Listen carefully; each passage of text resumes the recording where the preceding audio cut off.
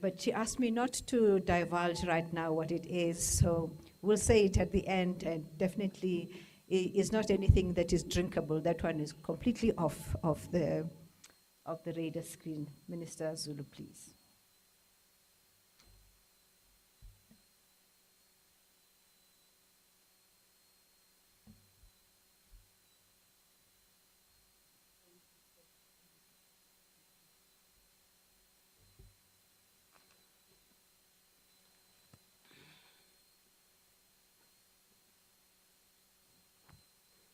I might end up in that space of struggling with my, I'd rather I take it off.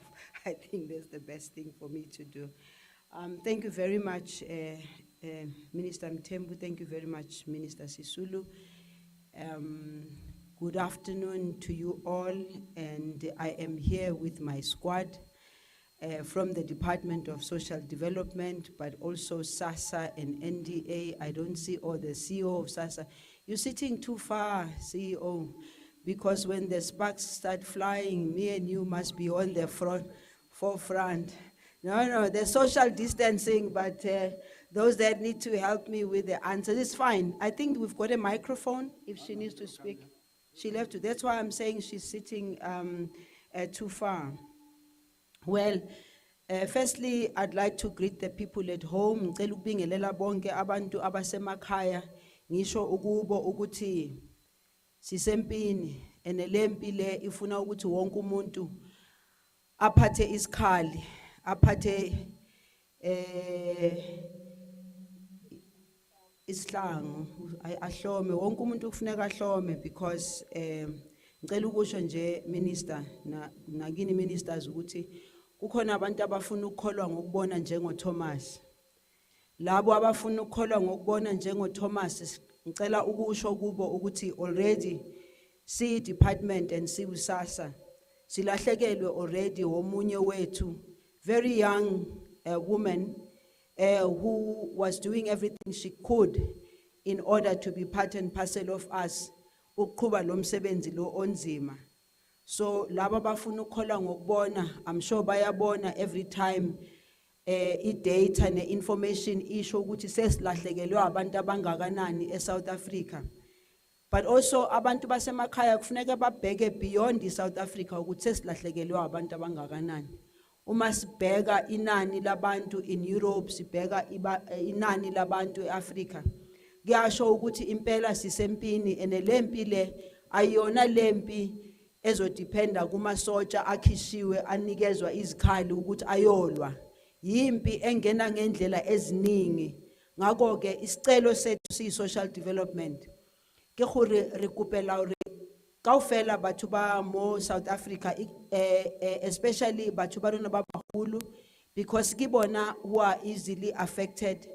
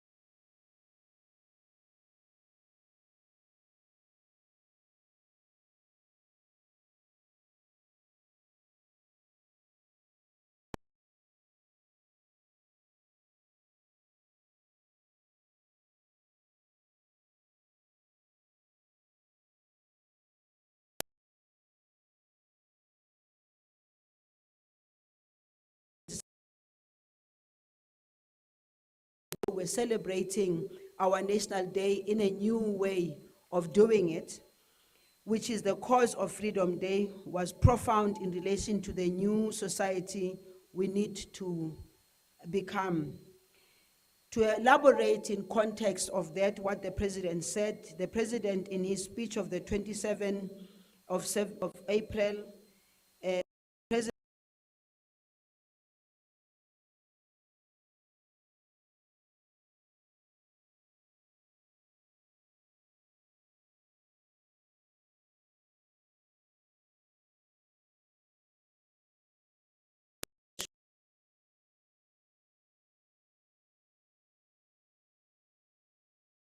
the president summons every South African to rise to protecting our collective interest and well-being, especially where the country's women, youth, and persons with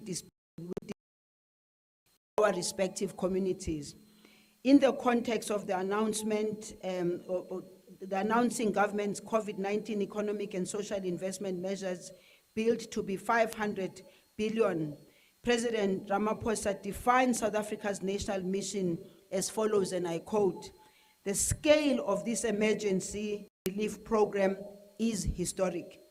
It demonstrates that we will not spare any effort or any expense in our determination to support our people and protect them from harm. We must do whatever it takes to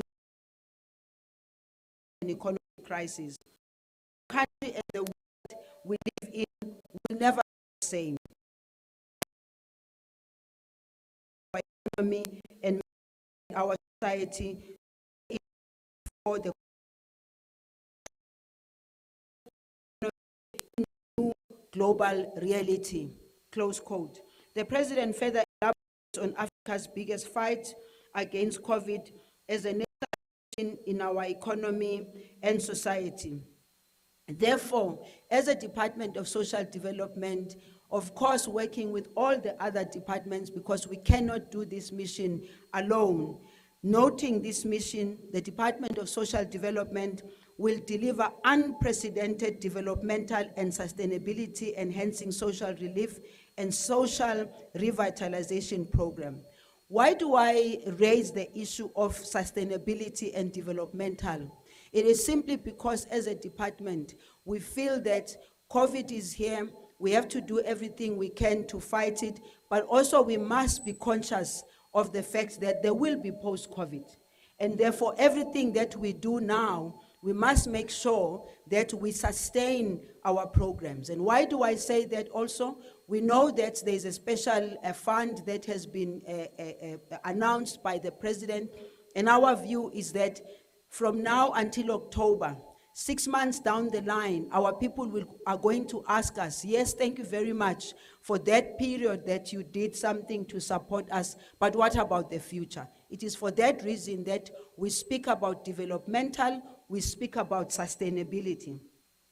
So, through these programs, we want to, one, intensify the department and SASSA's hunger targeting food and nutrition distribution programs, upscaling existing programs and innovating new and responsive ones through partnership that target and mitigate the growing COVID-19 induced human and social calamity.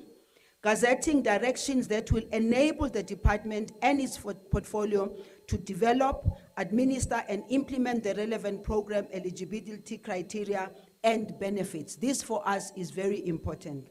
Systematically and efficiently designing program targets and building wastage and misappropriation management mechanisms into that, because you know that already, fortunately, we have responded also positively to the portfolio committee, which is already doing its oversight. We've already had a meeting with them where we presented our programs as social development and enable the portfolio committee to do its oversight. We don't want them to wait until at the end to do their oversight. They are doing their oversight already now.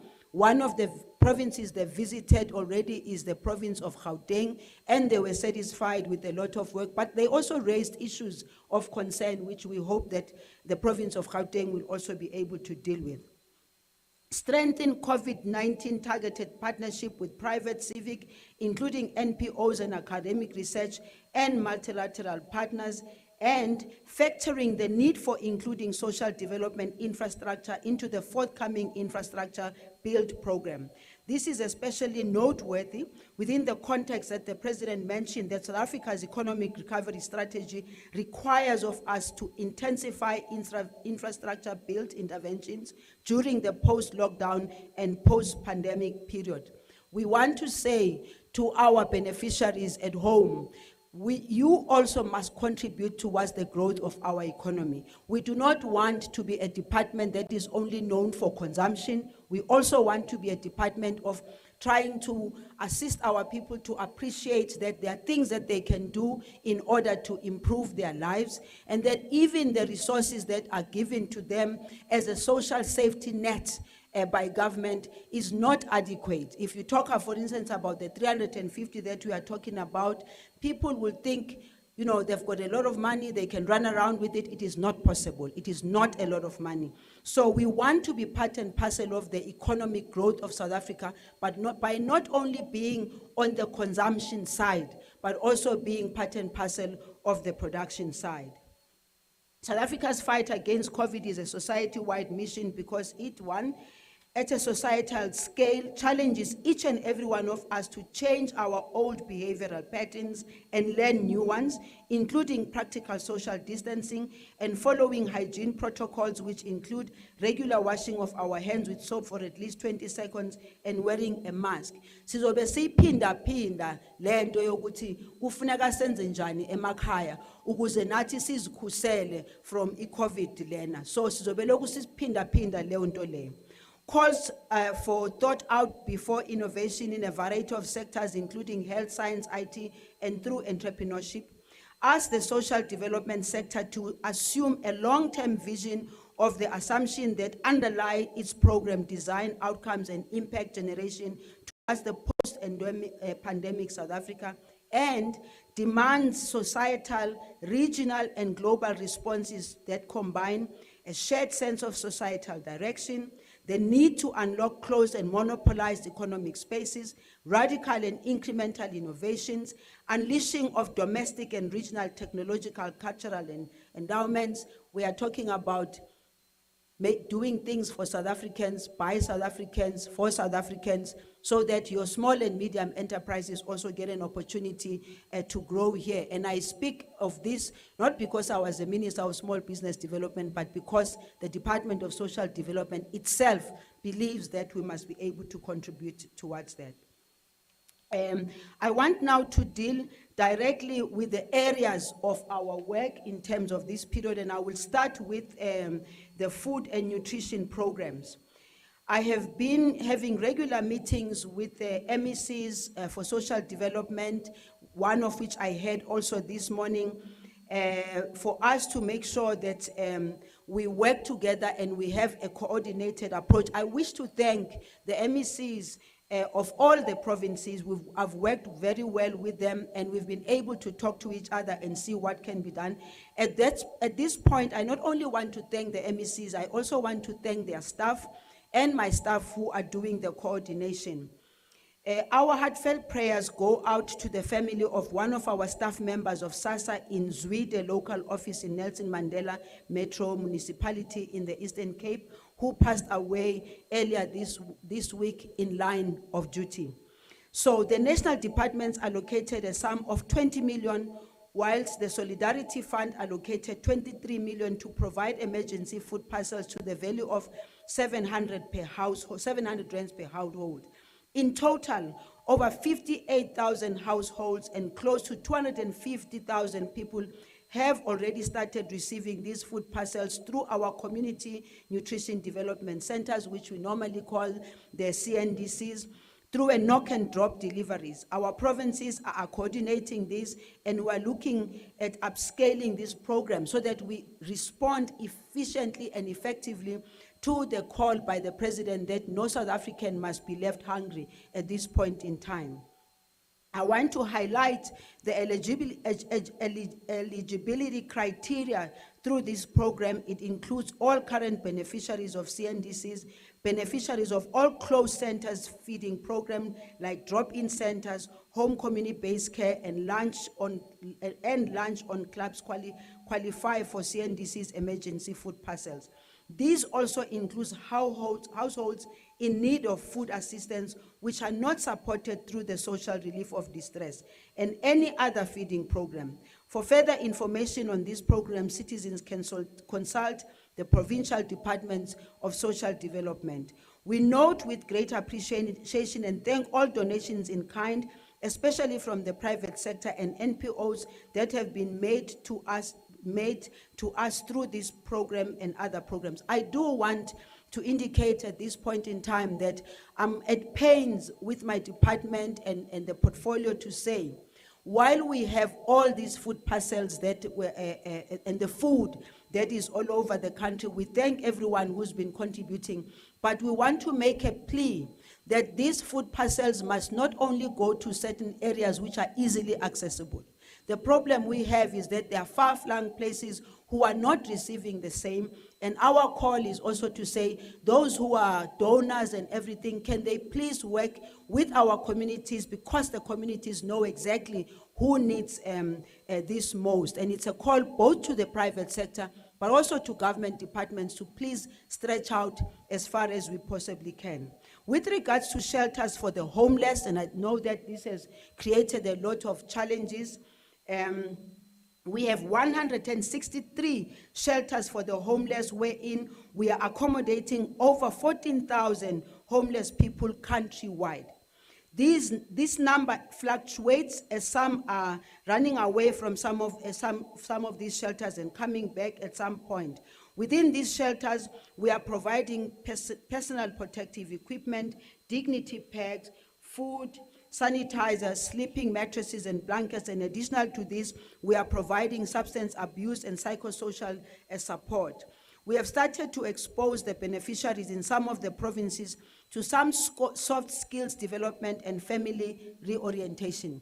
I think that most people have seen in the Free State, in Mpumalanga and Northwest, where the MECs of social development have really been working with local structures. May I also indicate at this point in time that we still have a bit of a challenge with regard to who ultimately must be responsible for these homeless, the homeless people, but also at a local level. And in my discussion with the MECs this morning, many of them were raising concern about the fact that it is the local government structures who are supposed to be responsible.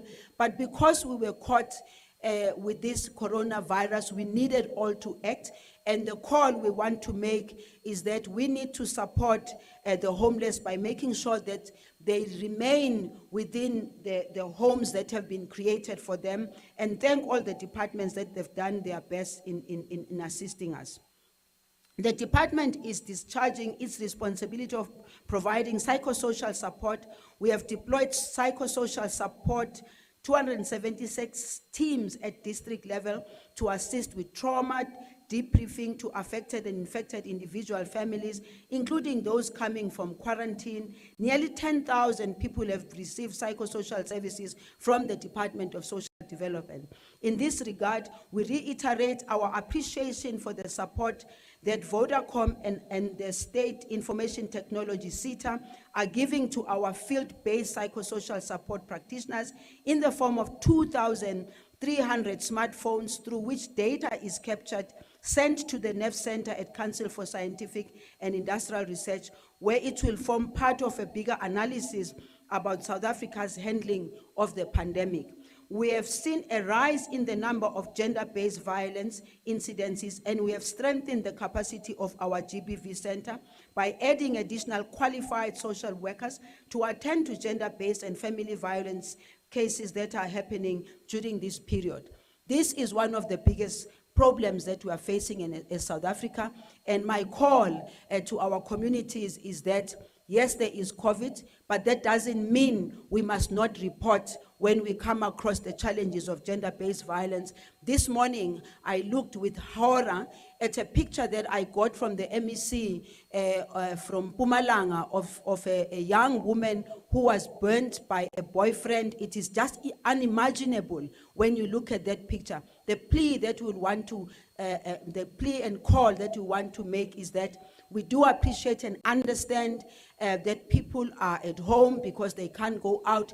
That does not give anybody any authority, any right to be abusive in the environment, because what we are all going through is very difficult. And therefore, we have to upscale the support we give, including what we are trying to push through the regulations as well as a directive, because many of the people, the women and children who are finding themselves abused, they are saying they can't leave the house, and therefore we need to find other mechanisms of enabling them to go to report to the police. And also we are working with the Minister Cele and his department to make sure that women and children get the assistance. With regard to the work being done by the National Development Agency, remember that, as I indicated, we are a portfolio, is the Department of Social Development, it's SASSA and the National Development Agency. To complement our ongoing national effort at a community level, the National Development Agency has activated a network of 52 civil society organizations across 52 metro and district municipalities of the country. These will enhance the reach of social development portfolio where people live. With regard to SASSA, and I know that many want to know more from this angle, the payment of social grants remains a critical safety net for the poor during this time. In this regard, we will continue to ensure that all those who are due to receive their social grants do so without any hindrance. Ngifuna nokusho ke ukuthi ngo-April safunda isifundo esikhulu kakhulu ngokuthi sisebenzisane nabanye abantu, including ama-community, ukuthi basincede ngesikhathi abantu abadala mabehamba beyolanda imali yabo or bayothenga ukudla during this period. The proposed relief measures target people who are already receiving social grants in the form of top-up to existing social grants and new grants for people who have no other income at all. In summary, though, we will implement the following: increase the 300 rands for the grant, for the child support grant to be paid only in May per child. Thereafter, from June to October, a 500 grant will be paid to the caregiver of the children on the child support grant. The amount per child will revert to 440 per month from June. All existing caregivers will automatically qualify and receive this benefit along with the existing child support grant monthly benefit. I do want to say here, we are very conscious of the fact that the child support grant is the lowest. It is actually below the poverty line. And our plan is that we don't want a short-term something. We're doing something now until October, but we need to have a conversation as a country with the relevant department and especially with finance to look at other ways of ensuring that in future the amount of money that is given for this child care grant is increased, because all other grants are above, are more than the one of the child support grant. All other existing social grants are increased by 250 per month from May until October. And in this regard, I wish to acknowledge all the proposals and inputs we have received on how we should augment the social grants during COVID crisis. One of the key distributions that was that call for an increase in the child support grant to 500 rands per child. Now that we have clarified the allocation wherein the child support grant will be increased by 300 per child in May and 500 per caregiver from June to October, many organizations are arguing that we have shortchanged the children. While I acknowledge that all these proposals were sound and well motivated, we were unfortunately not able to provide the necessary funding to accommodate everyone during this proposal. But also, as a Department of Social Development, we don't live in isolation. When the challenges are there for the economy and the budget and all, we need to also be part and parcel of those discussions. We are also in conversation with Treasury and other parts of government to examine how we can improve the support that will provide for children, including how to address the gap that has been created by the suspension of the feeding schemes, where we're providing ECD centers in schools. And we are in a conversation with the Minister of Basic Education about how we'll be able to deal with this, because as we all know, the children who were getting 2 meals at school are no longer getting that. The total amount of 200 billion will be paid during the May payment cycle to 11.3 million recipients, thus benefiting 18.6 million people, including children. This includes the increased amounts mentioned above. In many poor households, social grants are the only source of income, and these increases will go a long way to ensure that these families do meet their basic livelihood needs.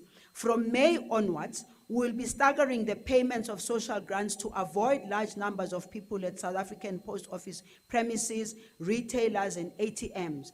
This is in line with the Disaster Management Plan regulations. I must also, at this juncture, appreciate the retailers and banks for their support and continued cooperation during this time.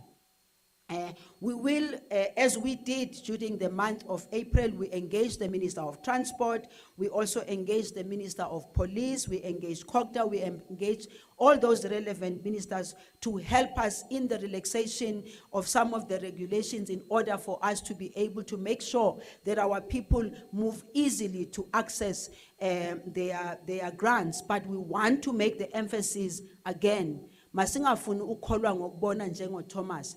Wonke umuntu osekhaya must appreciate ukuthi i-COVID is still with us. We have, as a result of the challenges expressed in April 2020, SASSA engaged critical stakeholders in the payment industry and civil society to find possible solutions to relieve overcrowding and inconvenience, especially to older persons and persons with disability. In this regard, we have since separated the payment dates for older persons and persons with disability from other social grant beneficiaries. Older persons and persons with disabilities will receive their social grant on the 3rd of every month or the nearest working day after this date, when the 3rd falls on a weekend on a public holiday. This means that from the 4th, for the month of May, older persons and persons with disability can start collecting their money from the 4th of May, since the 3rd falls on a weekend. Ra kopa he hore batho ba bagolo ba tsebe hore tšhelete ya bona e tla tswa from the 4th of May. Kaofela ba bang, those who are supposed to be collecting the social grants tsa bona, re kopa hore ba ska ya go di bankeng, ba ska ya go di post office, ba ska ya, so that ba bule tsela for the elderly people and those with disability to be able to access, in order for us to avoid a fela uthelana ka COVID-19. The special COVID social relief of distress grant. This is the one that has ended up causing a whole lot of confusion. There should be no confusion about this issue. And we are also asking those who are already busy passing messages through social media, false information, we are asking them to stop that, because they are not assisting us, neither are they assisting the communities who we are trying to assist. With regard to the special COVID social relief of distress grant, the amount to be paid to qualifying applications will be 350 rands per month from the month of May to October 2020. The special COVID-19 social relief of distress grant will be implemented in terms of the existing avenue provided by the Social Relief of Distress Channel, which is administered in accordance with the provisions of the Set of Social Assistance Act of 2004. Everything reetsa ka molao, and therefore we need to make sure that we are accountable. We need to make sure that renality systems, they're right to make sure that this money goes to the right people. In terms of Regulation 9(6) of social relief, may be provided to South African citizens, permanent residents, and refugees who have been affected by the disaster. This framework is currently administered through the South African Social Security Agency, SASSA, however, with limitations. The implementation of existing grants top-up is very straightforward, as these beneficiaries are already in the SASSA database. SASSA was required to make adjustments to the system to increase the amount for existing beneficiaries for the next 6 months. The new special COVID-19 SRD grant requires a rather more complex approach, as the beneficiaries are not on the SASSA database or any other grant support program. It was therefore necessary to introduce new systems and new qualification criteria and amend some regulations. The qualifying criteria for special COVID-19 social relief of distress, 350 rands per month for distressed individuals, is as follows. 1, the grant will be available to South African citizens, permanent residents or refugees registered on the Home Affairs system who are resident within the borders of the Republic of South Africa. Number 1. Number 2, applicant must be above the age of 18, unemployed, not receiving any income, not receiving any social grant, not receiving any unemployment insurance benefit, and does not qualify to receive unemployment insurance benefits, not receiving a stipend from the National Students Financial Aid Scheme, and not resident in a government-funded or subsidized institution. Prospective applicants will need to provide the following compulsory information for processing for their application. 1, identity number, Department of Home Affairs, only provided by the Department of Home Affairs. No other person gives, no other department gives IDs. Name and surname as captured in the ID and initials, gender and disability, banking details, bank name and account, contact detail, cell phone number, proof of residence. I know at this point in time we had endless discussions about banking details because some of the people that we are talking about are people who have no accounts, and many of them, as they are unemployed, obviously they will not have banking details, but we are working on a system how to reach the unbanked and the ones that have not been, that do not have the bank accounts. We're still working on the system. In terms of application process, an application for social relief of distress or social grant may be lodged electronically over and above any other available means by lodging such applications. The measures applicable including sending a WhatsApp message to 0600 123 456 and select SASSA, or email to srd@sassa.gov.za. We are still finalizing additional access channels, including SMS, self-help desk, and online application process.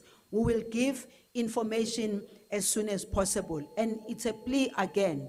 Abantu abasemakhaya siyanicela ukuthi nazi ukuthi once sesine system esizokwazi ukuthi inikeze abantu okufuneka kube yibo abathola le mali le upresident asesinikeze yona, sizocela ukuthi sincedisane nabantu basemakhaya ukuthi iprocess yethu le bayi understand kahle ukuthi hamba kanjani. Re khopela gore ko magaeng, let us understand gore system ya rona re tshwanetse re lokise hantle so that batho haba apply ba khone gore re respond to them kanako, because when you apply, how applier asuguri immediately utathola 350 rands. How applier runa as a Department of Social Development together with SASSA, together with others, we must make sure that you are not a person who's receiving other grants and now we are taking away ukudla emlonyeni wabanye abantu abangenalutho kodwa wena kube kukhona okutholayo. For people with no access to technology, volunteers will be trained to assist applicants who cannot use technology and will be provided with gadgets to capture details on behalf of applicants. We have already received commitments from the NYDA, NDA, and community development workers in some of the provinces to assist.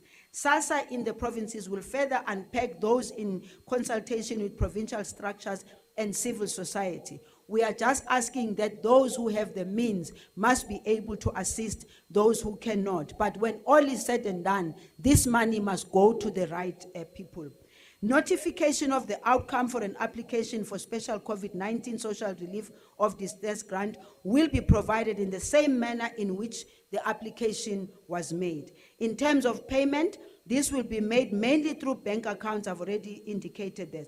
Please, it is important for applicant to note that by virtue of application, all applicants grant consent to SASSA to verify the residency, source of income and social security benefits with government departments and financial institutions, including all ID permits, will be cross-checked against data sources. Sifuna ukusho nje ke ukuthi emakhaya isystem esizoyifaka isystem ezosinceda ukuthi futhi notsotsi bangangena esystemini yethu ngoba abantu okufuneka bathole le mali abantu ukuthi abanalutho abantu okwamanje abangenako nokudla emakhaya. Lastly, we'll publicize the directions which will provide details on how this grant will be implemented. The system will go live immediately when the regulations are published, and we envisage to start making payments by the 15th of May 2020. Those who have applied during the trial run will be contacted to provide further information.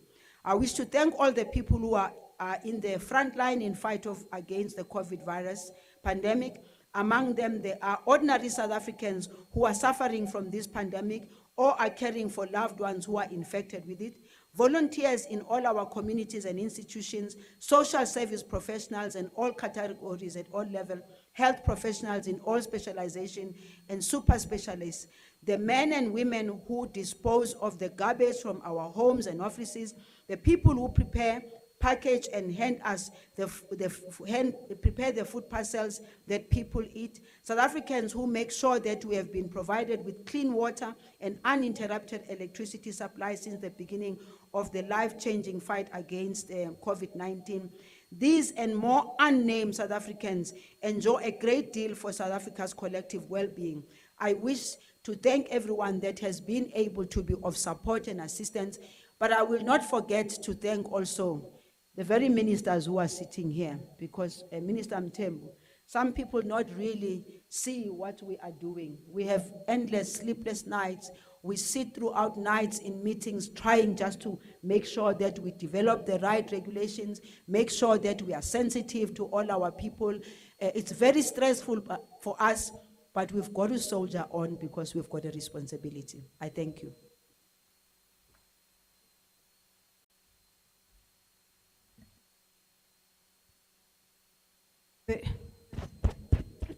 Thank you very much, Minister. We did indicate that we would want some appreciation in the form of bottles. I'll give you the name of my perfume, Minister. I've been here before. Mine is to give you an update of how far we are in what we're doing. Because we're dealing with a very essential matter of water and an equally essential matter of human settlements. On water and sanitation, we have prioritized water as I've indicated. This is the first thing that we are required to do by everybody who's advised us on how to allay the COVID virus.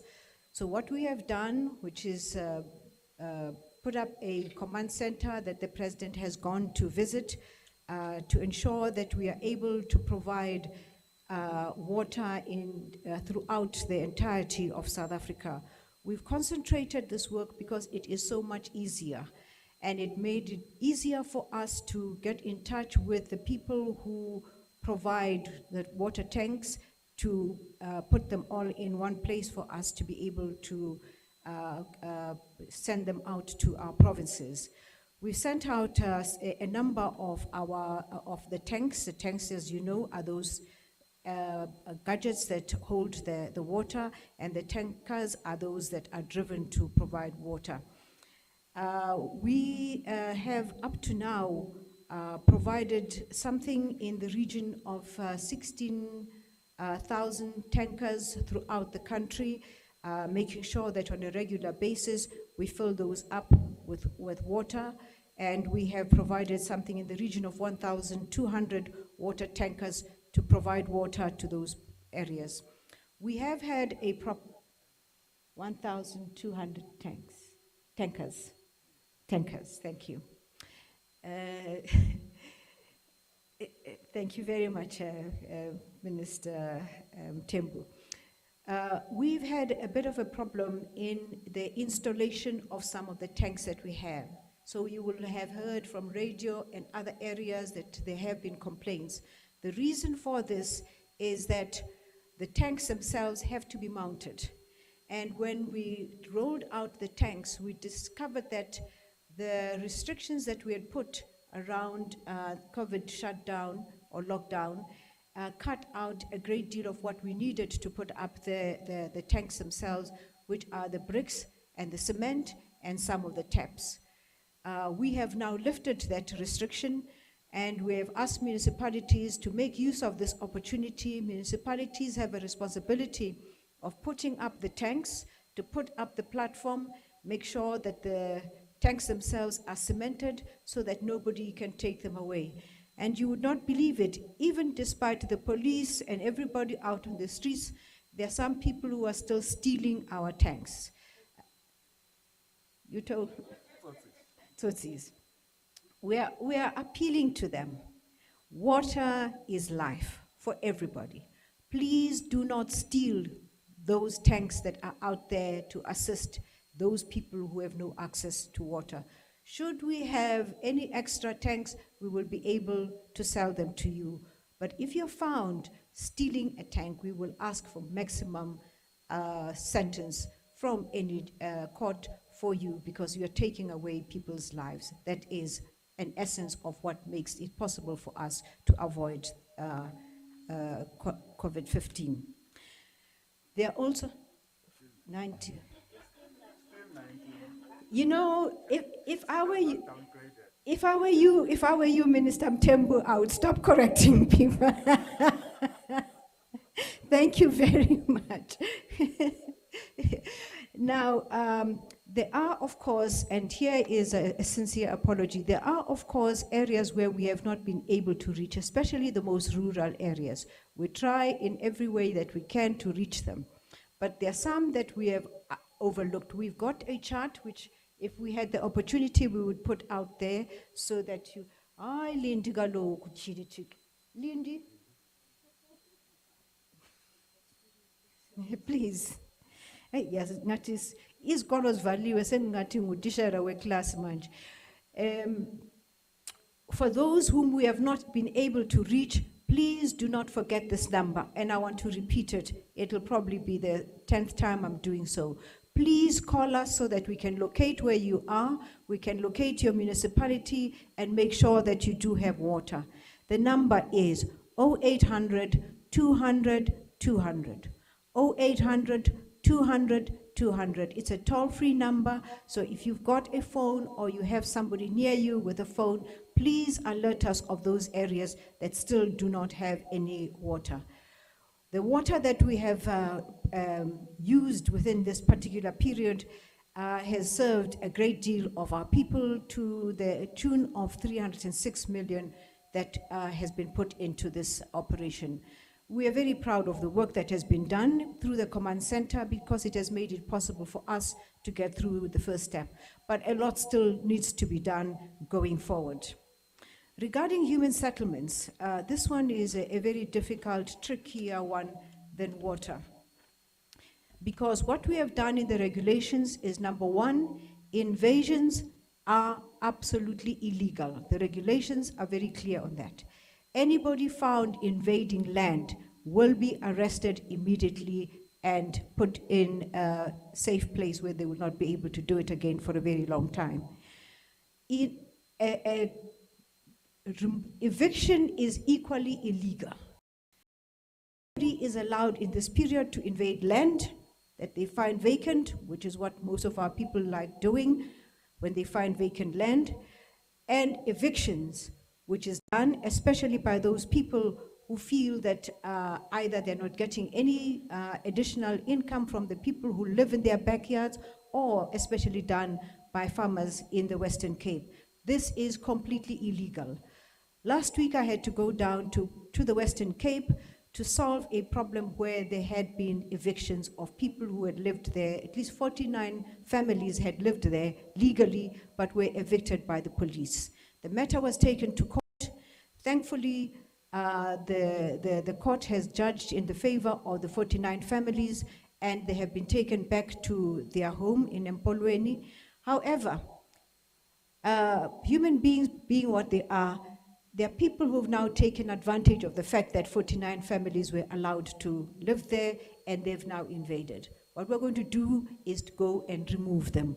with the proper necessary documentation from the courts and take them back to where they're supposed to be. There should not be any chance takers in this particular period.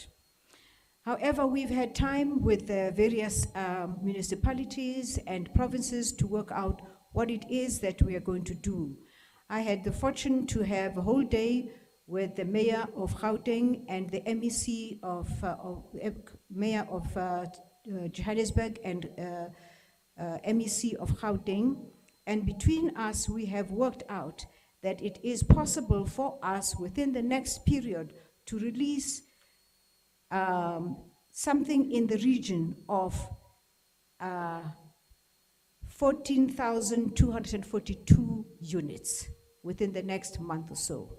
Now, if you calculate that each family has about 6 people living in it, you can imagine how many people it is that we'll be providing housing and shelter for in the nearest future. And I'm very grateful to the people that have been assisting me with this. In the Western Cape, we've also worked out what it is that we're going to do, and we have followed the legal processes. It's going to be much more difficult to count there because of the various problems that you would know that we have in the Western Cape.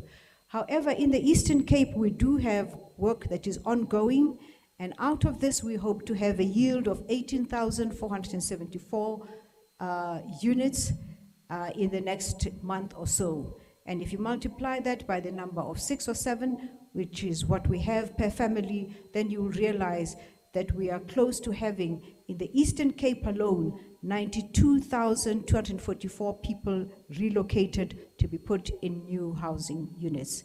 And we think that it has helped us to fast-track some of the issues that we have. Living in an informal settlement is not ideal, and we have taken time to take the advice of several NGOs who have been working with us traditionally to work out how it is that we're going to do this. They've given us good advice, and we've been working on that advice. And while I have this opportunity, I want to correct something that was in the newspaper and gave a completely different impression from what it is that is happening out there. We've been working with something like 10 NGOs. These are NGOs that we normally work with.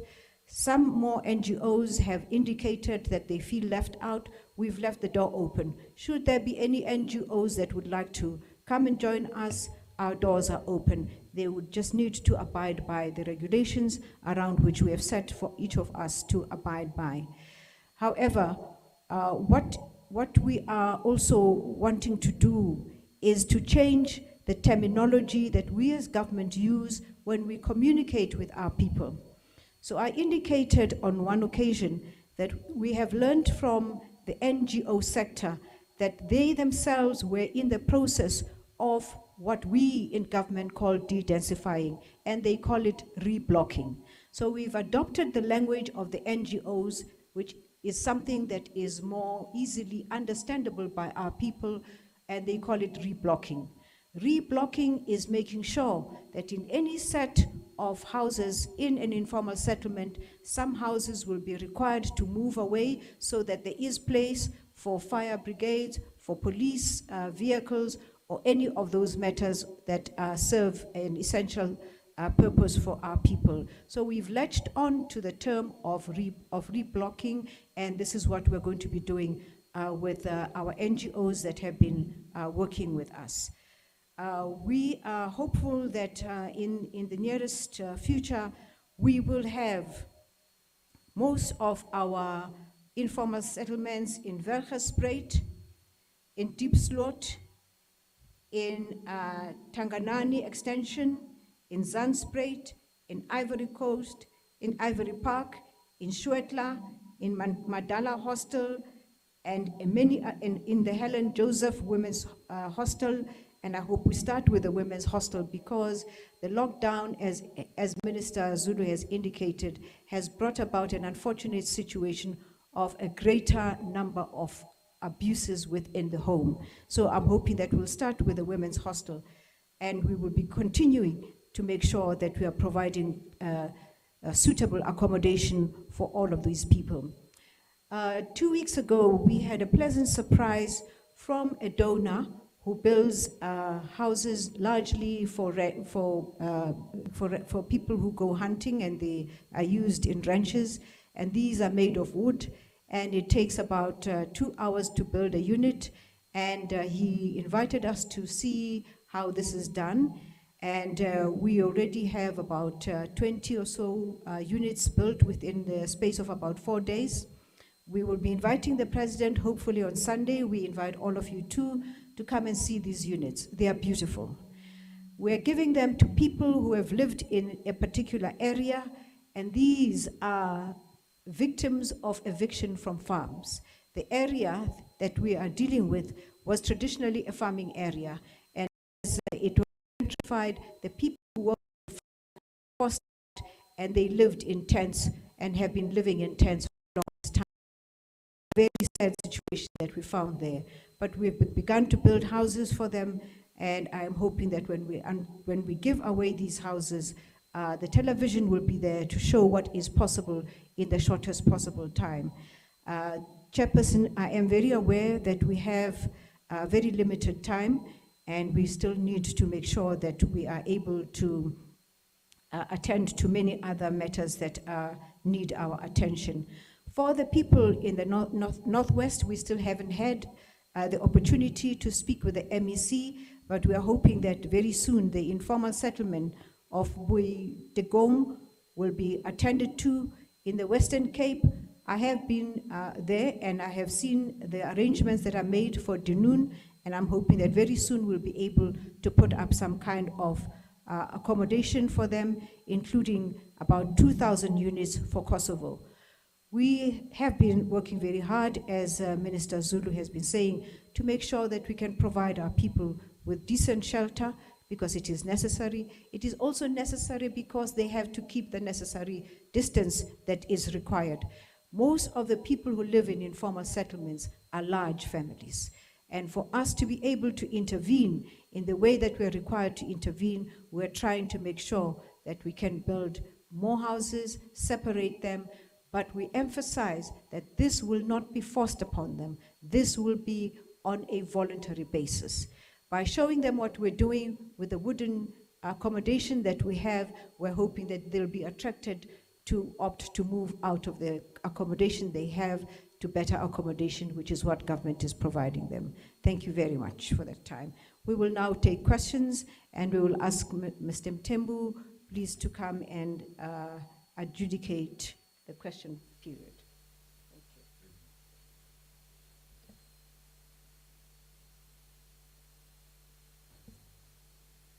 you. Thank you very much, my colleagues. We have just heard from our two ministers who are from the social cluster, from housing to water, and also to all the necessities that we need to ensure that despite these difficulties, our people still continue to live in dignity. Again, that's from Minister Lindiwe Zulu. From Mama Lindiwe Zulu, we have heard how she is taking forward the announcements made by our president on increasing certain grants for a period of 6 months, but creating another grant, COVID distress grant for 6 months. So we have had all those. Now we know where we are going. We will now allow the media to field questions, but we really appreciate, my colleagues, that you were able to be here and to speak to our people on these very important matters in our lives, particularly in ensuring that, notwithstanding the difficulties that we are faced with, at least we are able to come up with relief measures for our people. Now, is there anybody online, on the WhatsApp? Yes, Minister, we have a couple of questions. Can go ahead. All right, thank you. The first question is from Carol Payton from the Business Day. It's directed to Minister Zulu. The question is, well, the questions are, what are the criteria for the new 350 Rand grant? Secondly, can you explain the situation with food parcels? What is the value of the food parcels and who gets it? And thirdly, can you please explain more about the food vouchers? What is the value of the food vouchers and who gets those? The next question is from Charlotte of EWN. The first one is directed to Minister Sisulu. She's asking, has the process of attaching water tanks delivered to water scarce areas to water sources been completed? Are all tanks that have been delivered now attached to water sources? If not, what is the delay? The next question is from the same person, directed to Minister Zulu. She's asking, has the SASSA system that will allow for the application and payout of the special COVID-19 grant been tested? Is it ready to go? And has it been stress tested to ensure that it works efficiently? Can I continue? We have taken how many now? We have We've- taken 3. Let's take 5. Okay. The next is from Graham Hoskin from the Sunday Times. It's directed to Minister Zulu. And he's asking, if the child support grant is for the caregiver, what relief are children receiving in terms of grants, and why is there no increase to the child support grants, which are 440 Rand per month? He's also asking, how was the amount of 350 decided upon with regards to the COVID-19 grant? And lastly, please explain in detail the rollout of the new e-grant system and how exactly will people be able to access it? The next question is from Wendell from Reuters news agency, and it's also directed to Minister Zulu. He's saying there are only 58,000 food parcels so far, and this is a drop in the ocean. What does government estimate the current need to be, and what are the plans to ramp up food parcels to a set maximum amount, and by when? He's also asking what is happening to those children no longer getting meals as part of the national feeding scheme. Are there specific measures from social development to help them? Thank you very much. Do you still have some questions there? We will come back to you from your WhatsApp. Eh? No, not from the WhatsApp group. Yes, Minister, I've got about 4 more. No, it's fine. Let's take these ones, answer these ones so that we don't get confused with many questions. Minister Zulu.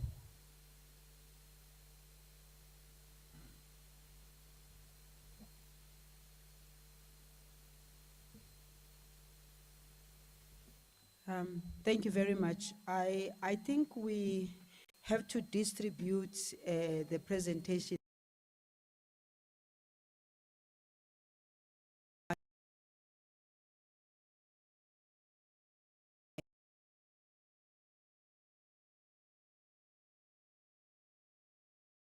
to distribute each Linton Chief of Staff and Charlene. Please make sure that it is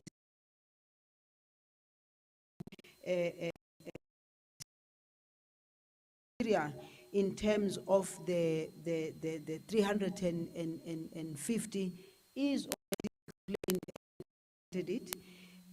The food parcels and the food vouchers, I think we must indicate that when it comes to the food parcels, there is food parcels that are being distributed through SASSA, and this is through the SRD, which is something that is not new. It's something that we have always done, but we have had to expand it. We have had to upscale it so that it covers many of the people that are not covered, but some of them who are going to be affected by COVID.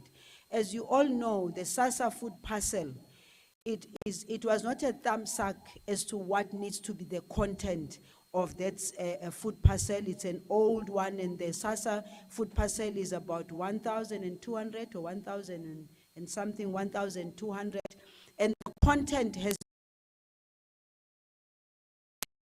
been taking into the nutritional value, because you cannot be giving our people anything that is important.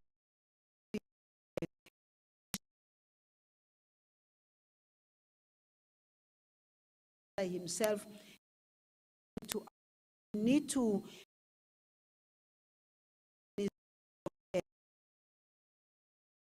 for nutrition, the food parcels that those that we are able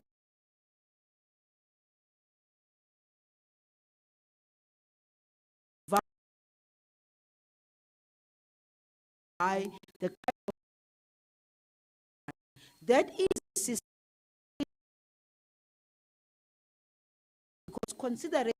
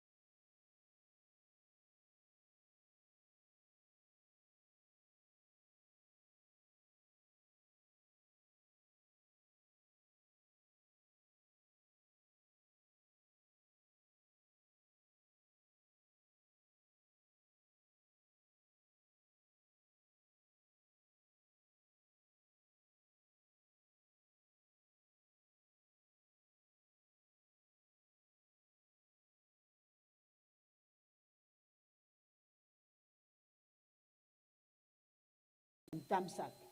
We are all aware of the fact that prior to even us being hit by COVID-19, our economy was already going through serious difficulties. As it is right now, many departments were requested to reduce their budgets, take back the money. Many provinces are actually complaining, even now the MECs were complaining to me this morning that part of the money that was taken away from them before COVID-19, you all know that we're already on a belt tightening. We're already in a period of trying to save as far as we possibly can. So the president, together with Treasury and together with ourselves and together with the relevant people, they came to the conclusion on the basis of what you have in your pocket. You cannot go out there and make promises you cannot keep, because the money that is being given to us was money.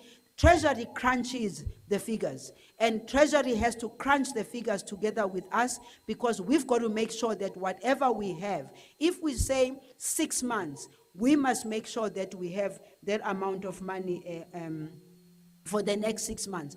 And I did indicate even in the beginning that we must be developmental. We must be sustainable. And therefore, the discussion about what happens 6 months from now needs to be quick in our conversation and discussion, how can we be able to help our people. Here is what I would also like to say to our communities. Uhulumente lo esikuwo uhulumente ka-African National Congress, into esifuna ukuyibona ukuthi in future abantu bakwazi ukuziphilisa. Ukuze abantu bakwazi ukuziphilisa, kusho ukuthi i-economy ye-South Africa kufuneka isebenze.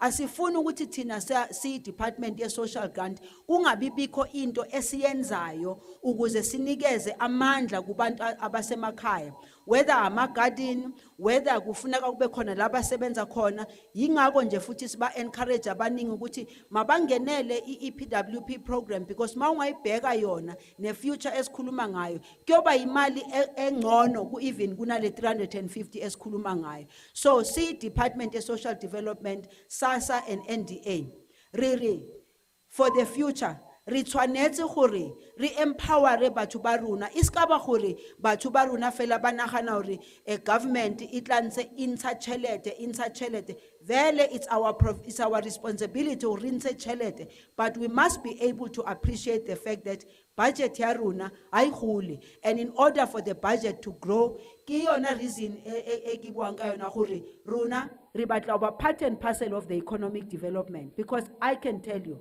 I am sure that each and every individual out there, nobody wants to sit in some corner and just be waiting. The reason why our people are in this situation, it is because unemployment is too high in South Africa. It is because they've got nowhere else to go. So that's why we ask all other departments, whether it's agriculture, whether it's tourism, whether it's even human settlement itself. We have very serious conversations with human settlement. In fact, I know as a matter of fact that human settlement, khohlola to your, so we need to make sure that the opportunities must be open for our people so that they can be able to take care of themselves. Yes, we are a government that needs to be responsible, that needs to be responsive. Taba ya di food parcel, ke a tseba gore almost everywhere in our country, batho ba bangata ba llela di food parcels. Yes, we will reach as far as we possibly can. But here is a message. The message is that those who even have the food already, they must really think and think seriously about those who have absolutely nothing.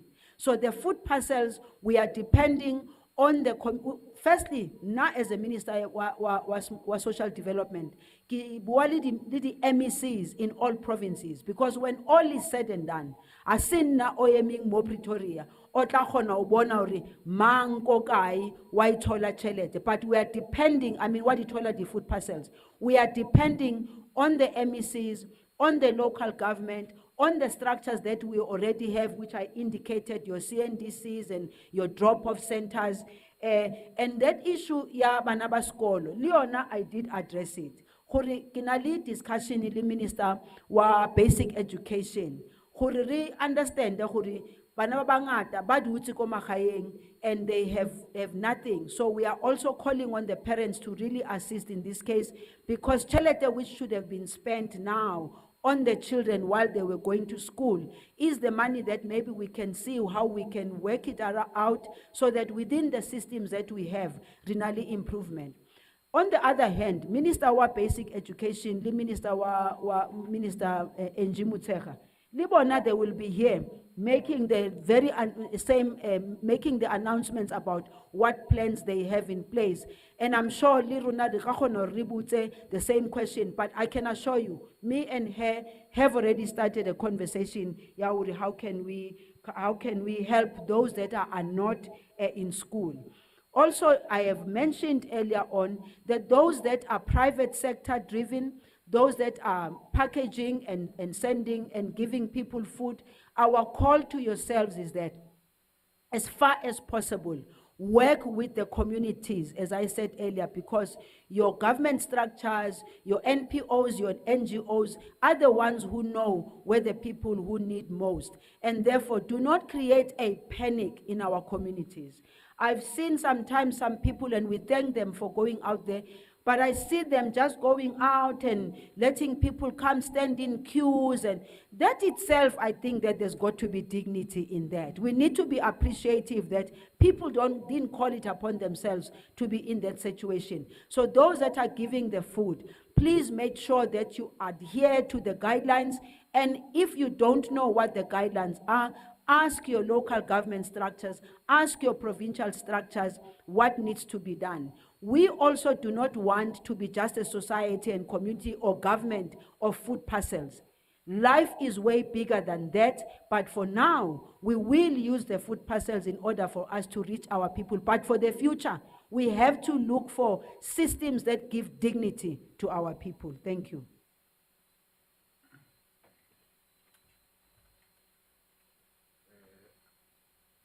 Minister Sisulu.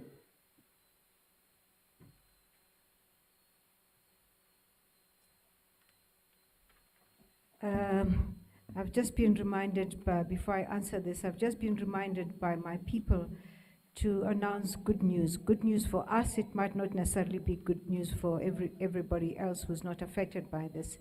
You know, for a very long time, we had a problem with the Vaal River and effluent flowing out and causing a great deal of harm, especially to the residents of the Vaal and the communities there who conduct business. Yesterday, we were invited over to be shown that the 44 pumps had already been cleared.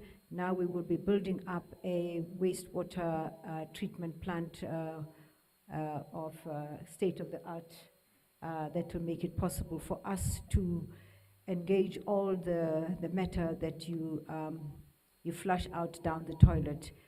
Because South Africa has grown, or Johannesburg has grown much bigger than when the first wastewater treatment plant was put up. So we're very glad that we are over that. It was a very big gain for us. The question that I have been asked here is, how many tanks have been allocated so far, and what has the delay been? We have allocated 16,224 tanks, and these have been delivered. And how many of these have been installed? 9,223. The reason was made very clear to you. By the time we sent the tanks there, the hardware shops had already closed because there was a lockdown. So the municipal workers were not able to mount the tanks onto the platform that is necessary. You need a platform for several reasons. One, to make sure that the tap is at the point at which you are able to put a pail under it and turn on the tap. And secondly, to make sure that the tanks are secure and are protected from anybody who might want to walk away with them. We have since dealt with the matter, and the regulations now allow hardware shops to provide us with cement and bricks and all of those things that we need. So most of our municipalities are hard at work making sure that we can mount all of these tanks so that they are usable wherever it is possible for us to use them. And I hope that answers the question. But should there be anybody out there in any of these communities who would like to come out and help and has the necessary tools of trade, please come and join us. We would be only too happy to have you there. We are halfway through with putting up our tanks. We should have been much further, but we just didn't take into consideration the restrictions that we put on ourselves. But we are now working full-time, and we want anybody out there to come and help us. I think that is about all that I was asked to do. Thank you.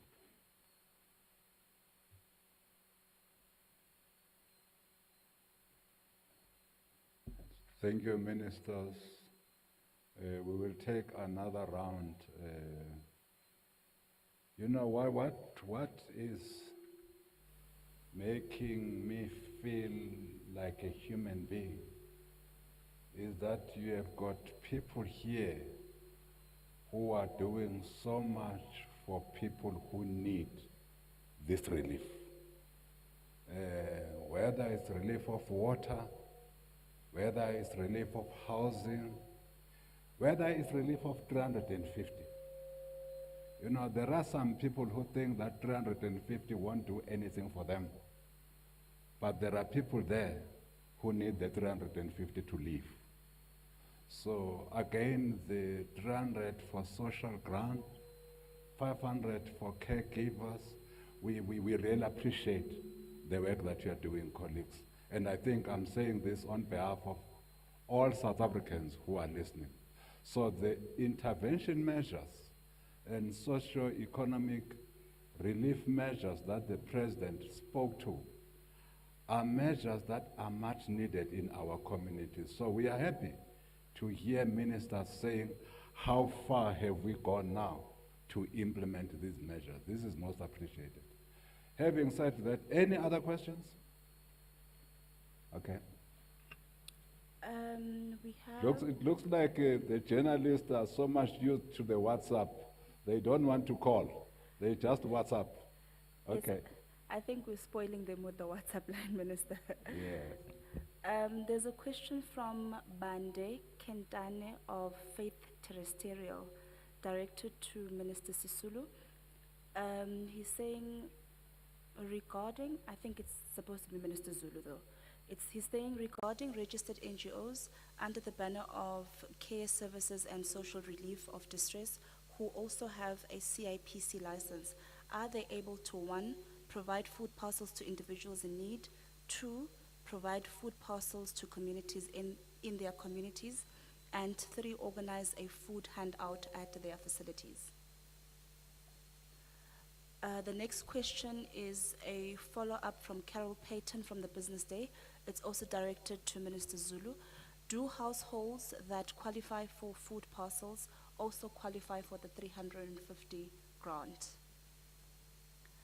The next question is from Homudzo Medupi from Daily Sun newspaper, also directed to Minister Zulu.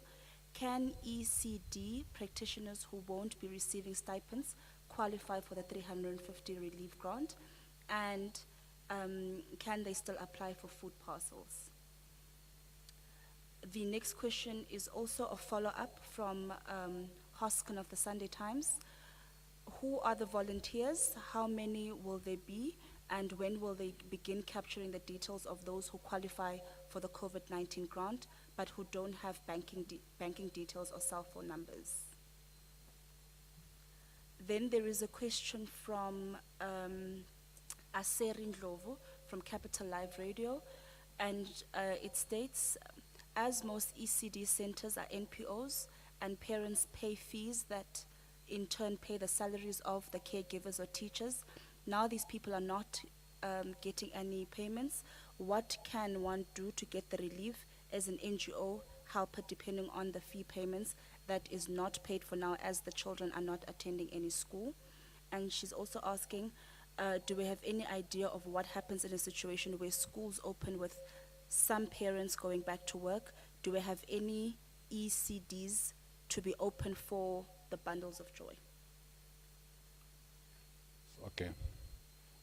Thank you very much. I see that almost all the questions are directed to you, Minister Zulu.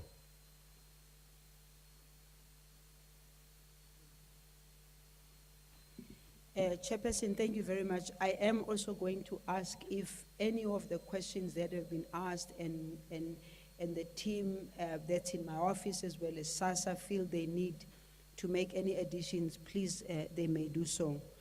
To the first question, Ubande, where Faith Terrace something? Yes, I think that we've been addressing this issue generally, that people must be able to stand up and help where they are able to help. People who are able to put food parcels together and are able to assist, they must assist. May I also say, Minister Tembu, that I think the issue of the levels, level 4, level 5, and level 4, and what's going to be happening at level 4, that is clearly going to be explained. I'm not the one to explain. It's Minister Nkosazana Dlamini Zuma that will explain, because that will give you also an opportunity and an appreciation and understanding what is it that we can be able to do. I talk, for instance, I know many funders and donors, some restaurant owners have been saying, we would like to cook food, we would like to deliver the food. Can we be able to do that? I think that we'll welcome any form of assistance that is needed by our people. But again, we are also guided by the regulations and the guidelines. So if they have food, I think I indicated earlier on that they need to work with the community leaders. They also need to work with the government departments. They must, in their provinces, please check with SASSA, because again, SASSA regional managers are sitting in the meetings of the provincial jogs, and that's where everything is also being discussed. I think what we need to do, I can say, we need to just make sure that people have the right number to call, and then of course when they call on the other side, they must get the right response, because I know many complain that, Minister, you keep giving us numbers, and then when we call the numbers, we don't get through. The volunteers, again, volunteers would also have to adhere, and the selection of those volunteers, I cannot do the selection of the volunteers because volunteers need to be agreed upon at a provincial level, at a local level, and there are people who've been volunteers throughout their lives that are known by the community. What I indicated was that the National Development Agency also had its own list of volunteers, and that list of volunteers by the National Development Agency, it's not something that's drawn by the CEO of National Development Agency here in Johannesburg. It is something that's drawn by the communities, from the communities, and again, we have to make sure that whatever volunteers we have, there's got to be proper processes of ensuring that there's a screening for them, of ensuring that they have the necessary PPE, they've got everything that needs to protect them. So you will see the volunteers, because one of the things that I would like to say, we are trying to get volunteers, but we are also aware that there are tsotsies along the line. Otsotsi abaphuma bengena manje ezindlini zabantu benqonqoza bathi bathunyelwe uhulumende ukwenza one thing or the other. Thina awethu ama-volunteer sizosho ukuthi azobe egqokeni, sizosho ukuthi azobe aphethe ini, ngoba into esikhulumayo sifuna ukuthi lawo ma-volunteer ahambayo, nikhumbule ukuthi ama-volunteer esizowafuna yila ma-volunteer okuzofuneka ukuthi asincedise ukuthi abantu abayo-registara for le mali ye 350 rands, ama-volunteer are-right, nothotsotsi abafuna ukungenela abantu ezindlini. With regard to the ECD centers, uhulumende akazange abaxoshe abantu abasebenza kuma ECDs. Government is continuing to pay those that are working in government-owned early childhood development centers. And also, the message was made by the Minister of Basic Education before, that those who are having private ECDs, it's their responsibility to pay those people who are working in ECDs if they are unable to do so, because I don't want to generalize. Some of them obviously are struggling because if the children are not there, some of the parents are not paying. It therefore means many of the ones who are coming from properly registered ECDs, they can go to the UIF and make the necessary claim, or anywhere else where they are supposed to claim.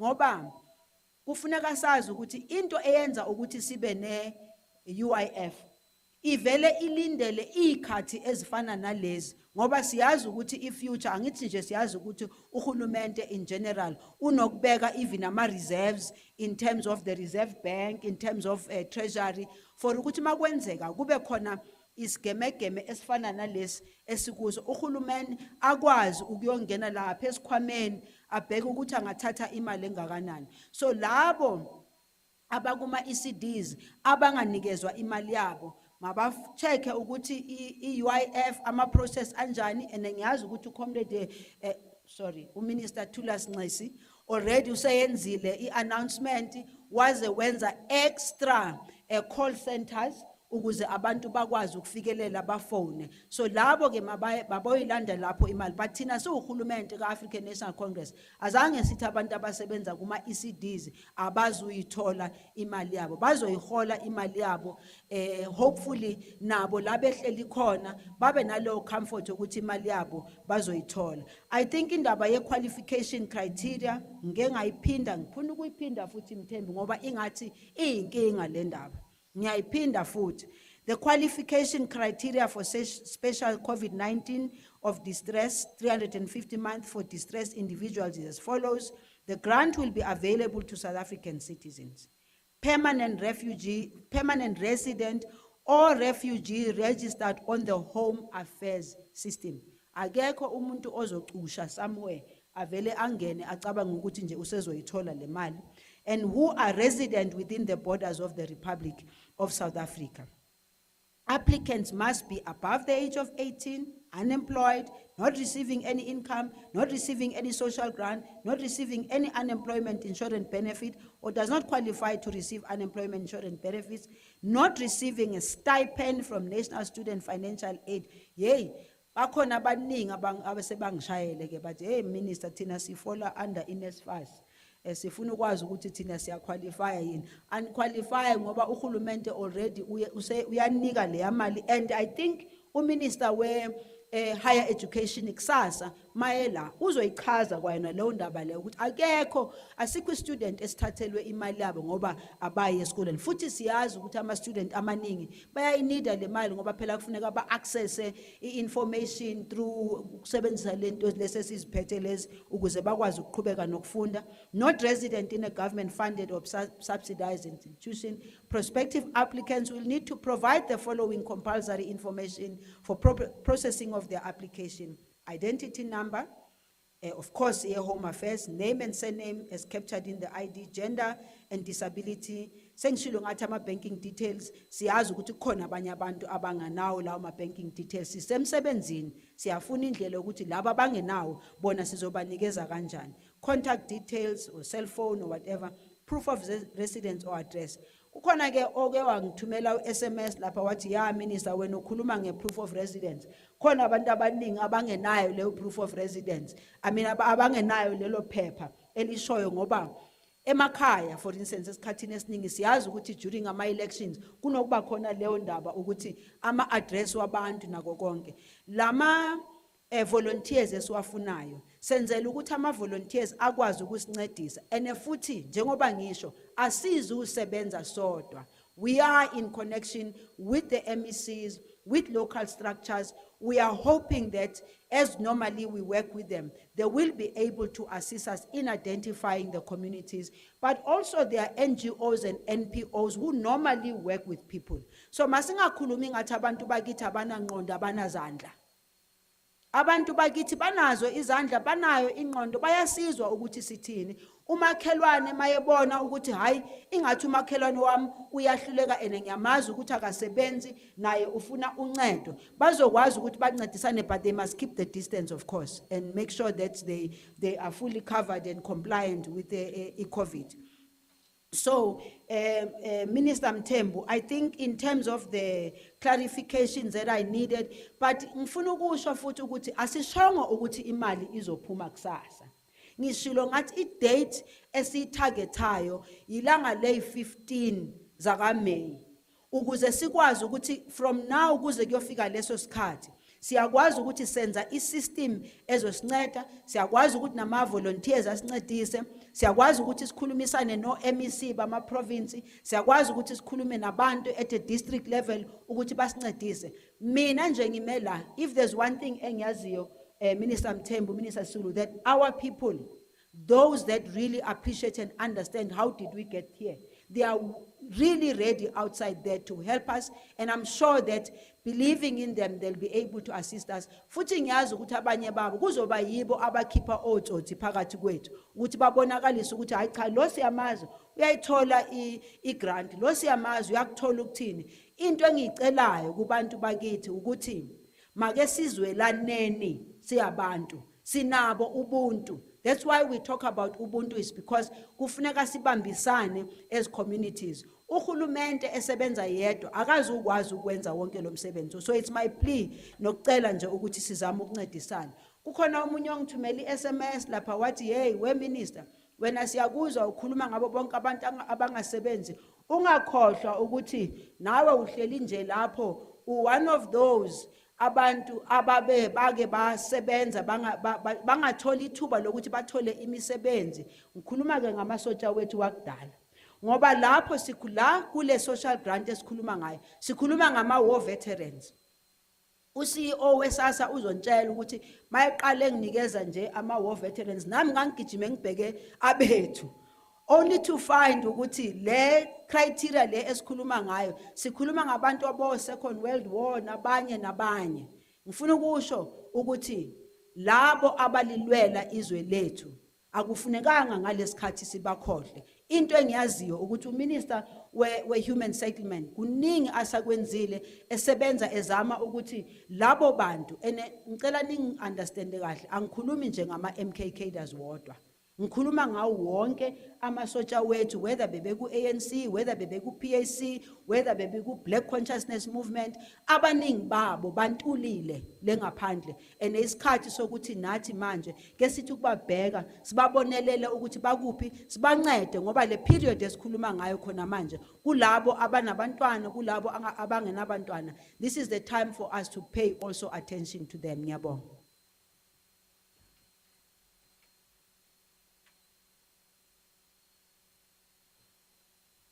Thank you very much, ministers. I hope that we no longer have any questions. How many? We have 6 questions and 1 comment. We don't have a question. We will take all 6. Okay, probably the comment is praising, is complimenting what we're doing, hopefully. But let's get started. Yes, Minister, the comment is a compliment. It's directed to Minister Zulu. As a community radio station, we commend you for addressing residents through media in Vanak. The reality is that most South Africans would rather be addressed in their mother tongue language instead of English. Any plans from your side, perhaps, to engage local community radio stations to broadcast all these additions and amendments to social relief mechanisms in other South African languages other than English, so that we can reach so that the reach can be wider, given the dynamics of given the dynamics of most social relief recipients? And that's from Mr. Adhere from Capital Live SA, it's a community radio station. Okay.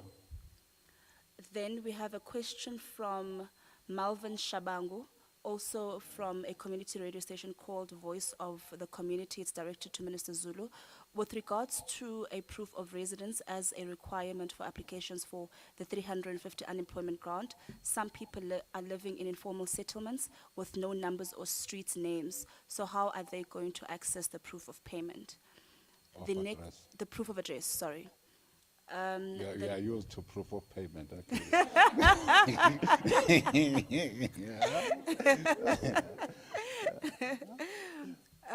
The next question is from Olim Gambi from ENCA. It's also directed to Minister Zulu.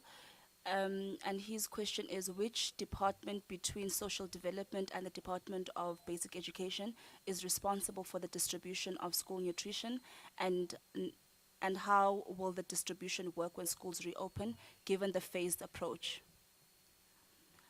Then we have a question, Minister, directed to yourself, and it is from Geoff Hill from the Washington Times. And he's asking, we have previously said you have previously said that government would not release data on COVID-19 deaths and cases based on the ethnic groups. Does the government have this information for its own planning purposes? And if government are not willing to share the accurate data with the public, does that not give power to the fake news Minister Zulu spoke about earlier? Then we have a question from James Stent from Ground Up. The first question is, many countries have included relief for mortgage holders and renters during lockdown periods, largely by suspending mortgage and rental payments for a period. Why has the South African government decided against this kind of relief measure? Then there is a question.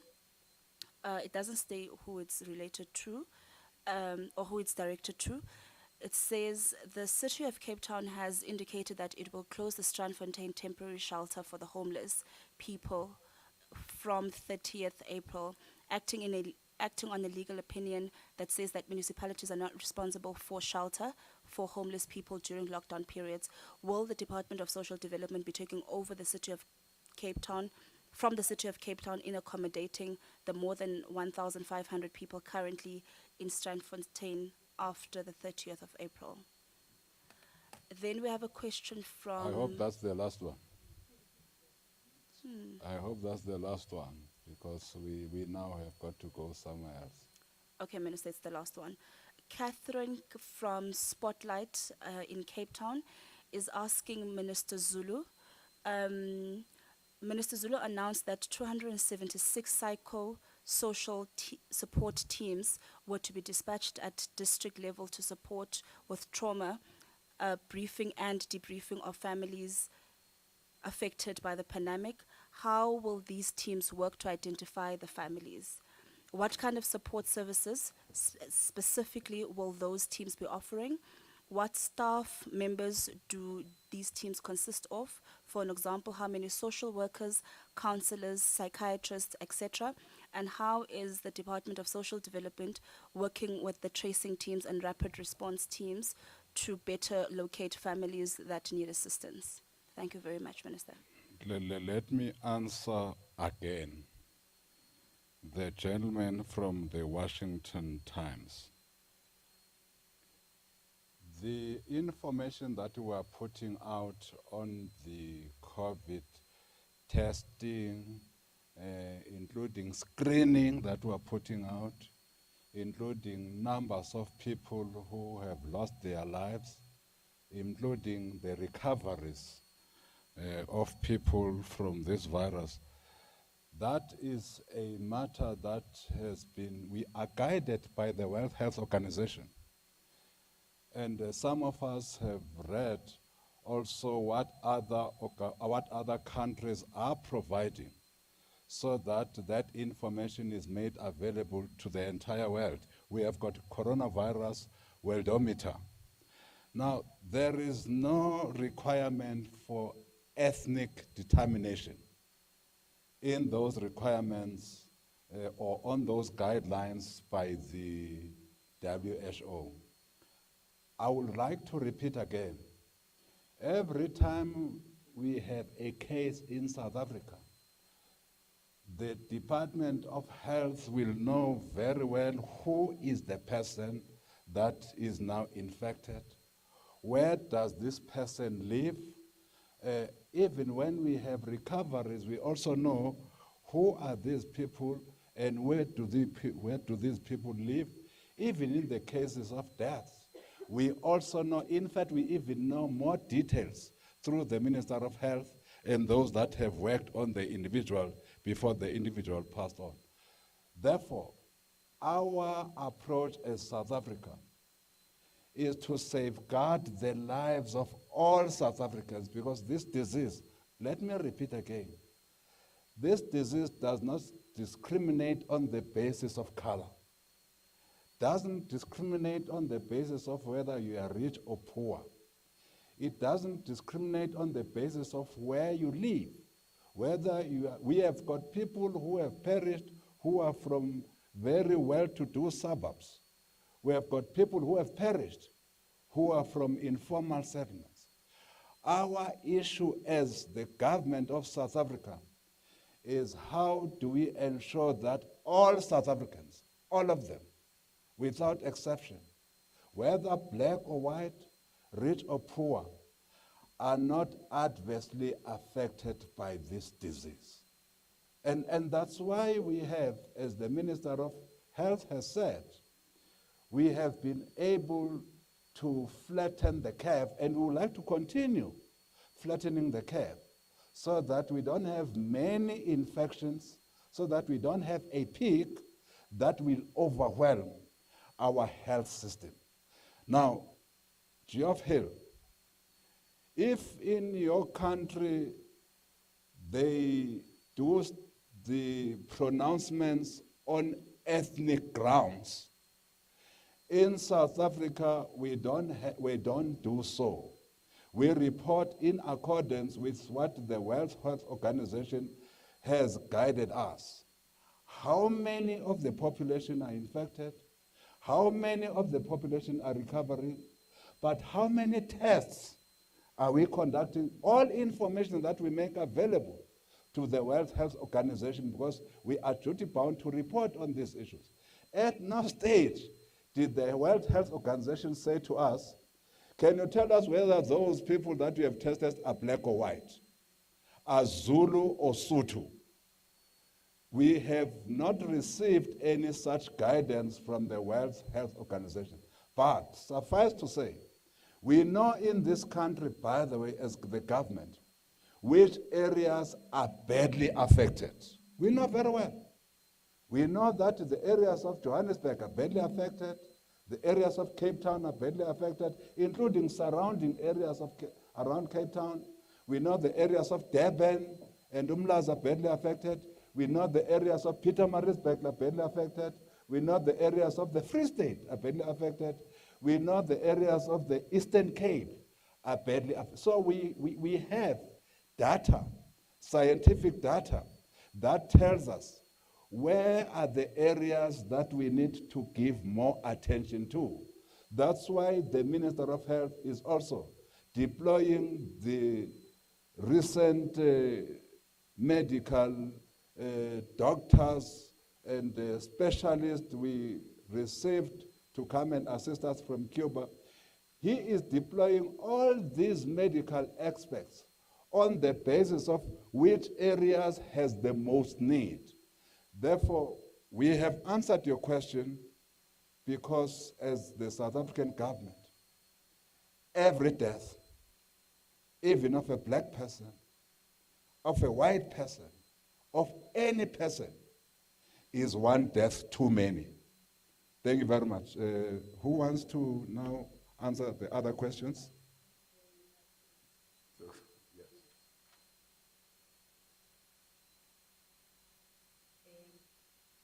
Chair, I'm going to ask Ukoni to respond to the psychosocial work that we are doing and the figures that we indicated, because Connie, can you please come through and then I will deal with the other issue. Connie is the one also who represents the department in the net joints. Good afternoon. I'll be dealing with the question that was raised on the number of teams. Yes, we do have teams at the district level, and those teams consist of social workers that have been trained on trauma counseling. So basically the support they provide is counseling and reunification from those that have been from quarantine sites. One good example is for South Africans who have come back from Wuhan, who will be in Limpopo. The very social workers were able to reunificate them with their families. So they continuously provide counseling and they get information from the Department of Health because they work with health on the ground. But also to indicate that they are not part of the tracing teams. Health has got their own tracing teams that they are using. Social workers are getting referrals from health in terms of this particular family requires your intervention in terms of further counseling, but also people on their own, they do consult our social workers. Hence, we are almost at above 10,000 counseling sessions that have been conducted with individuals. Thank you, Minister.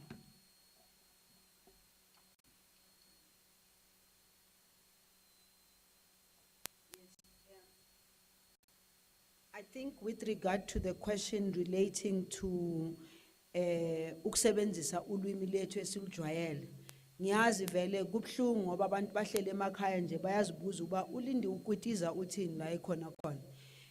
But I know that through GCIS we've got a program of reaching out to more than 60 community radio stations we will be able to do that, and sike sayenza leyo nto before ngiyenza no CEO weSASSA.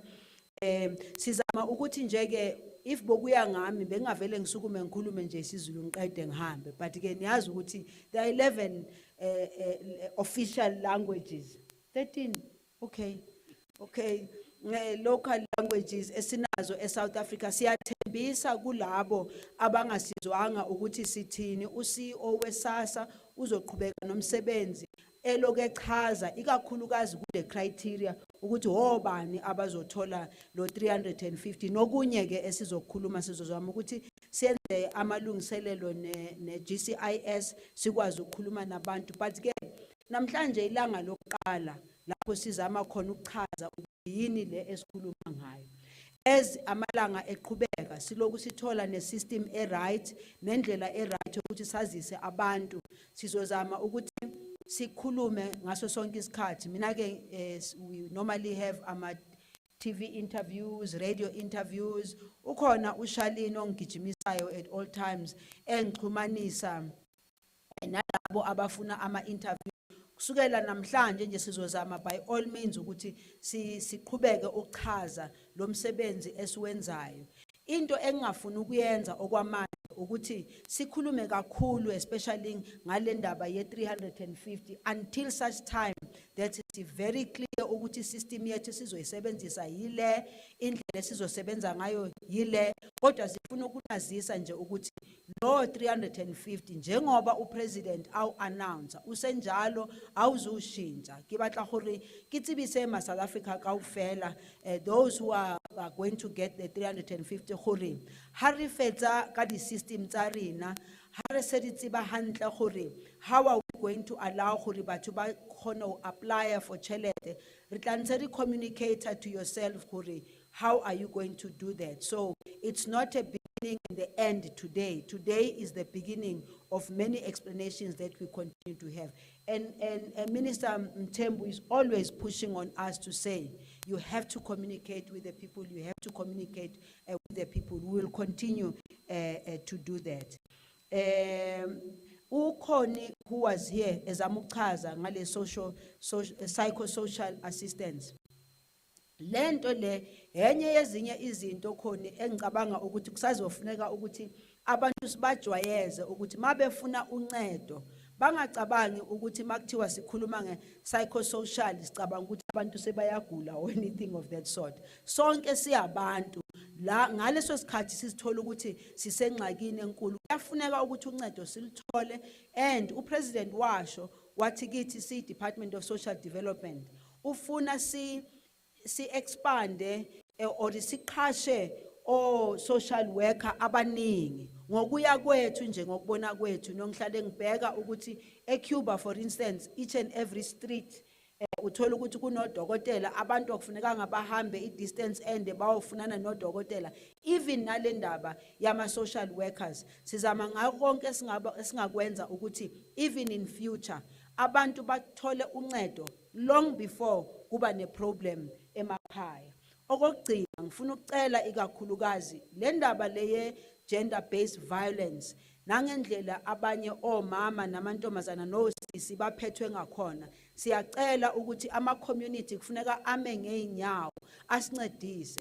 Yekani ukuthula noma nizwa next door ukuthi umuntu uyakhala, yekani ukuthula noma nibona ukuthi abantwana emakhaya bayahlukunyezwa. Umsebenzi wenu ukuthi nisukume nisho nisincede ngoba we are building a better South Africa, and in the process of building that better South Africa, it's not about the South Africa as in the physical, it is also about the South African who has to inhabit it, and that South African is a South African that we are trying, whose life must change, and it can only change if we work together. Thank you.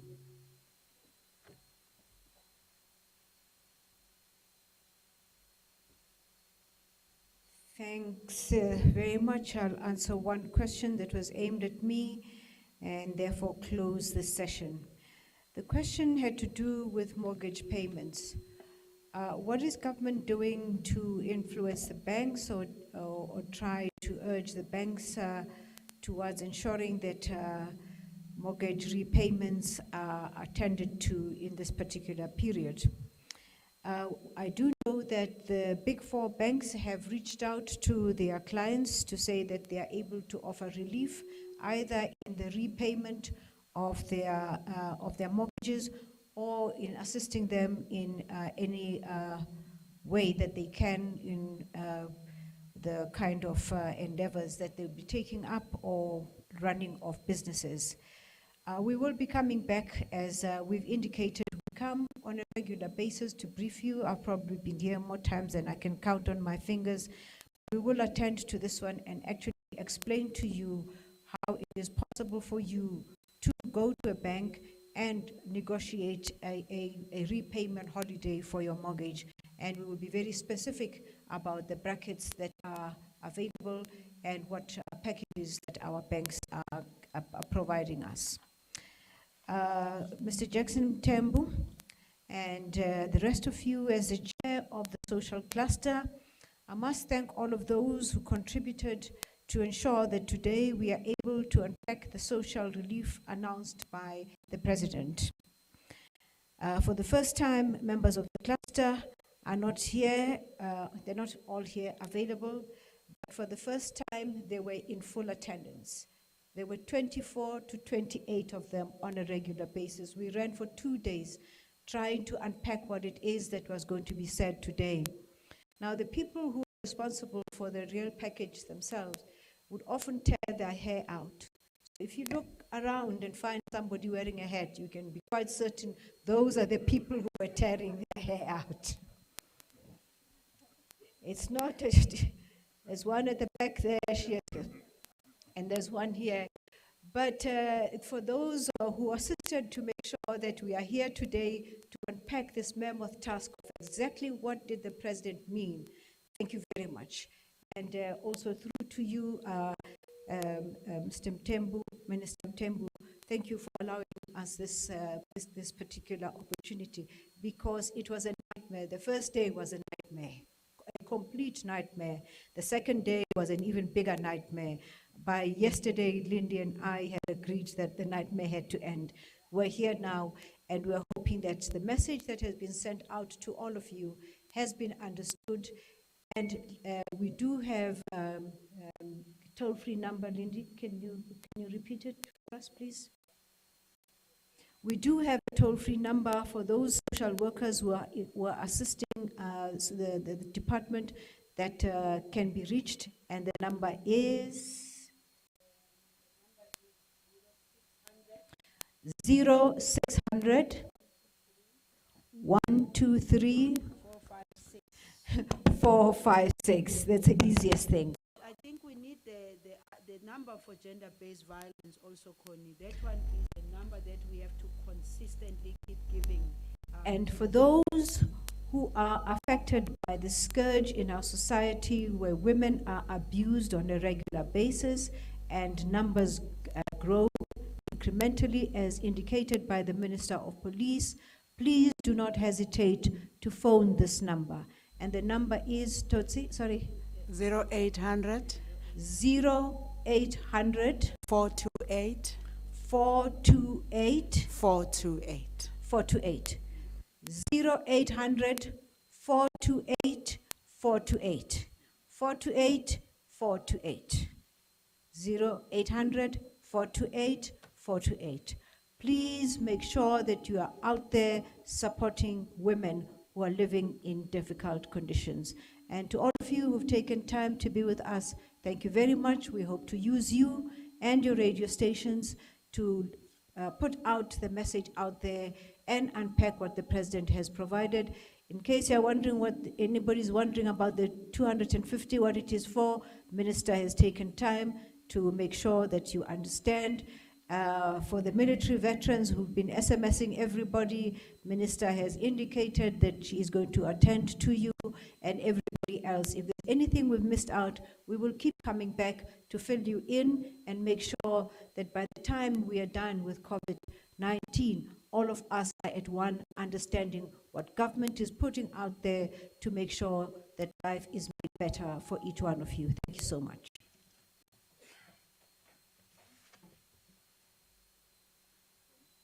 With that, before we end again, to all our viewers at home, we really appreciate that you have been with us for 2 hours now for very good reasons, because our job is to keep you informed. We had made an announcement earlier that there will be another press briefing at 18 hours at 6 o'clock, where Minister Dr. Nkosazana Dlamini-Zuma and the team will release the regulations that introduce the risk-adjusted approach, or level 4. Can we, with humility, request that we take forward a bit this release of these regulations to 7:30. As we will all know, there was a meeting today of the Coronavirus National Command Council, and that meeting only ended now. So there is a lot of work that the minister and her team still need to do on the regulations. But at 7:30, we will be here today still, not tomorrow morning.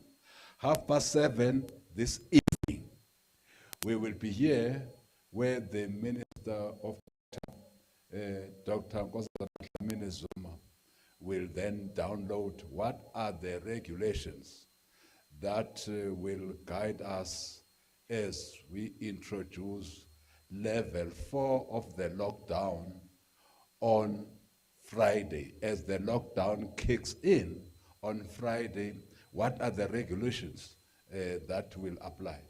So we said 6 o'clock, but now the press briefing is now at 7:30. Having said that, we would like to sibonge bonke abasemakhaya, sibonge ney'ntatheli for again beaming this SABC, with your ENCA, News Africa,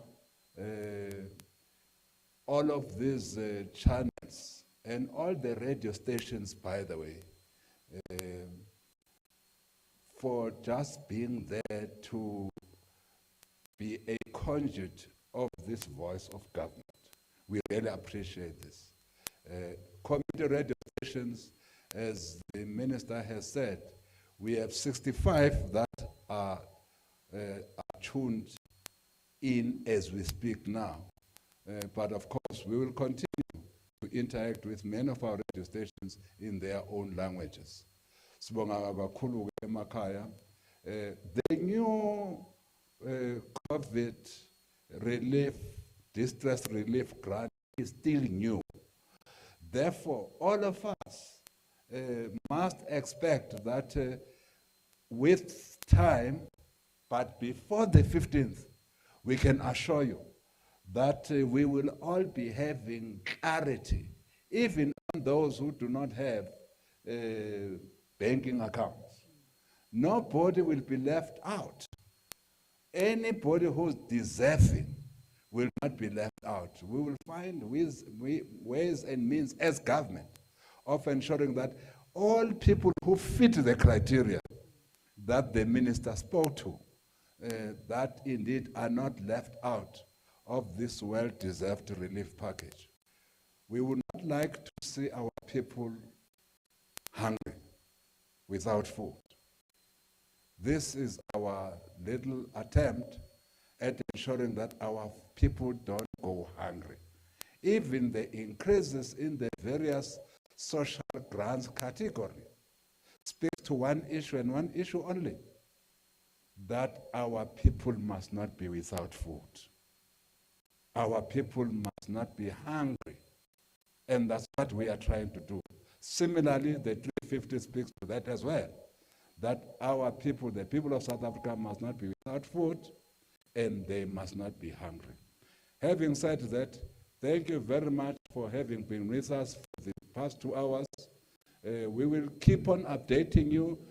At 7:30, it's Correctional, and tomorrow morning at 10 o'clock, it's education. tomorrow morning at 10 o'clock. Colleagues and everybody else, Minister Zulu, Minister Sisulu, thank you very much, colleagues, and to the various leaders of our entities, SASA and others, thank you very much for making yourselves available to be here and lead us in our administrative arm of government. We appreciate your presence here. With that said, thank you very much to all people at home. Let's continue to stay at home. Let's continue to be safe. Let's continue to keep South Africa safe. Thank you very much. Thank all these ones who are here from our departments. I thank them. Who thanks a fish for swimming? We don't take the fish for swimming. No, uzabanika increase to rand. What is he cutting, man? Sislin, did you manage to get in touch with that guy, Batuman Uzako? Please don't forget. Yes.